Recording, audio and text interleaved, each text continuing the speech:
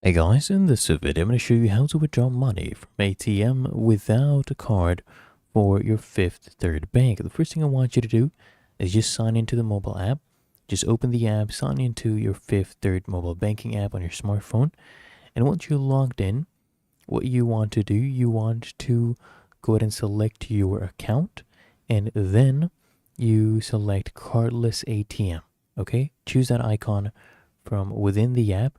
And then when you're at the ATM itself, what I want you to do at your Fifth Third ATM, touch anywhere on the screen to begin the cardless transaction process. And then they give you this QR code that you need to go ahead and scan.